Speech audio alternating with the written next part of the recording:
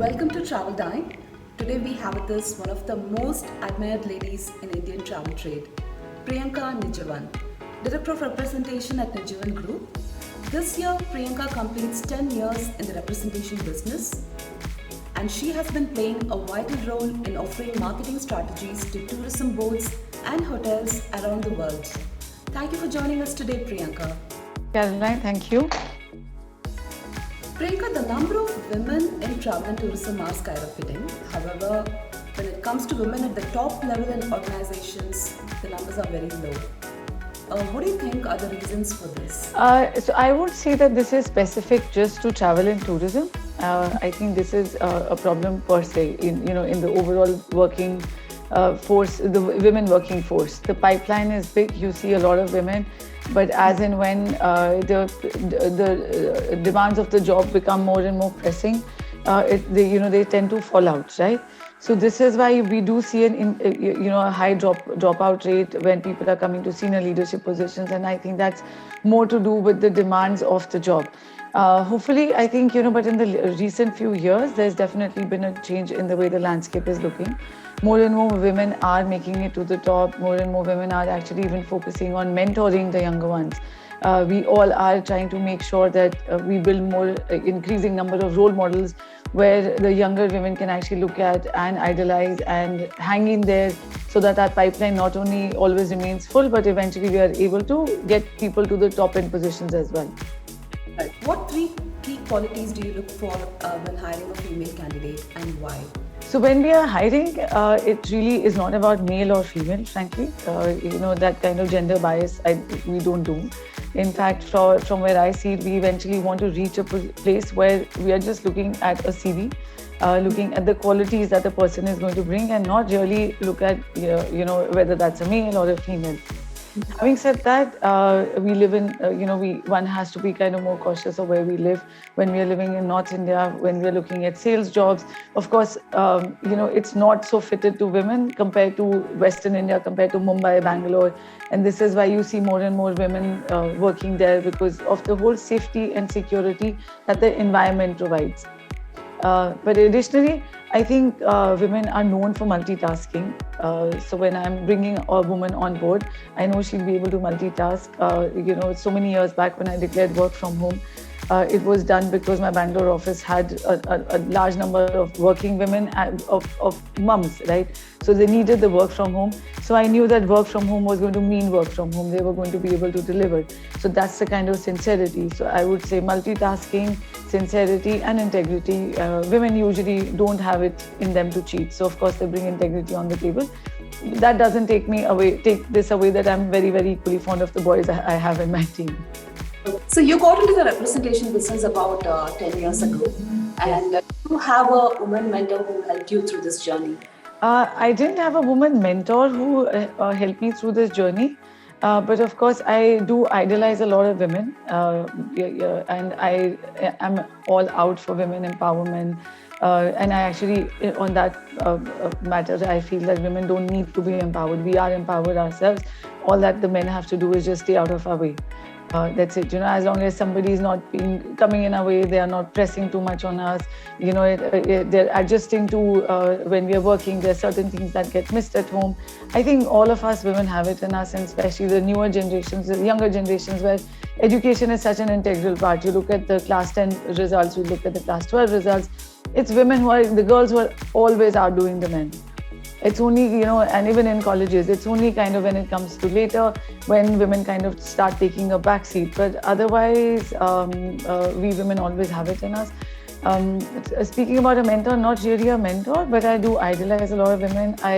Indira Nui definitely is one of them, who I'm sure all of us want to idolize. And the way she has opened up, she talks about work-life balance. To have the work-life balance or to not have the work-life balance, or how she was expected to leave the crown outside every time she walked inside the house.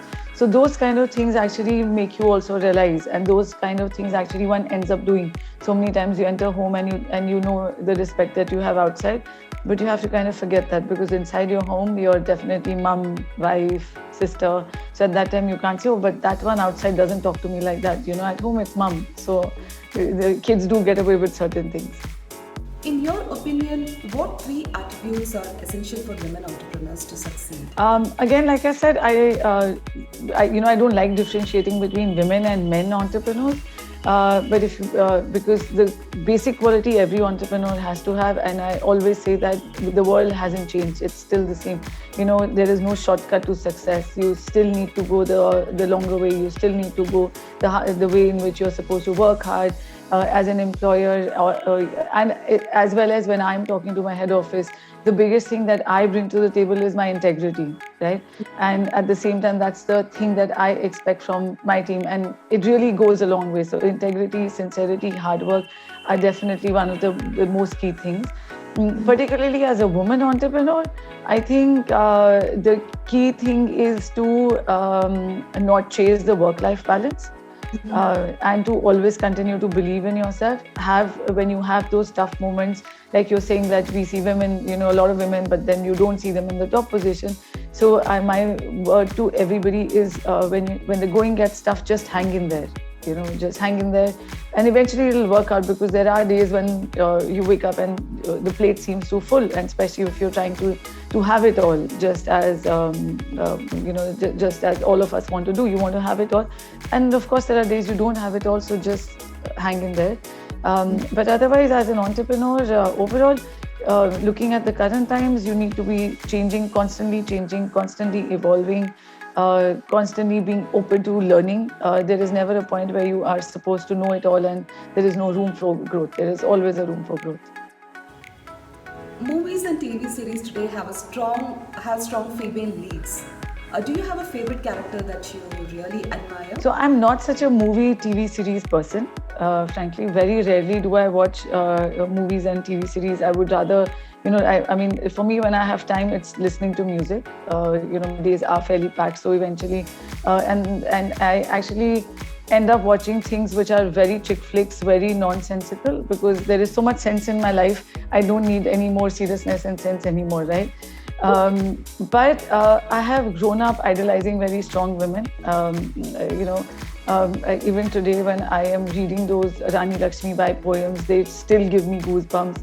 I still read it with a lot of passion, because those we all grew up where our grandparents had seen the freedom fight, right? All our grandparents had seen it, so we grew up listening to the stories of those times. And Rani Lakshmibai was one character that all of us girls were definitely told more about, right?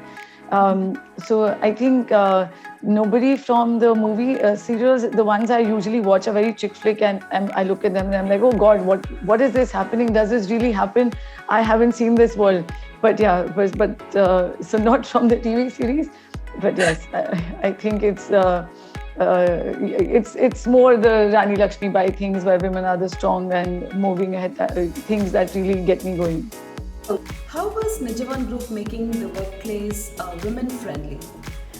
So Nijhawan Group is, again, we don't look at people saying woman. Of course, but of course, when it comes to, my own set, because it is, my team is not very big. Everybody does have a direct access. So this is why when it comes to demands, like when I had a lot of moms in my office, I realized that we needed to move things to work from home. Increasingly, as and when there is a demand which comes, and I think I'm very open to doing more things going forward. With now, I do believe that life has to move on. You don't divide life into, right now I'm working and now I'm going to get married and now I'll have a baby. It all has to work mutually hand in hand. And as long as somebody is really valuable to the organization, of course, post-COVID, this work from home has become very acceptable. So that brings, a lot more ease. But additionally, whatever it takes to make my team of girls comfortable, to make sure that they are secure at the same time. Tomorrow, when they have demands which are going to help them, requirements which are going to help them doing the work-life balance, of course, we are all in and bringing as many changes as possible. Thank you for joining us today, Priyanka. It was lovely having you with us today, and we look forward to having more insightful conversations. Thank you.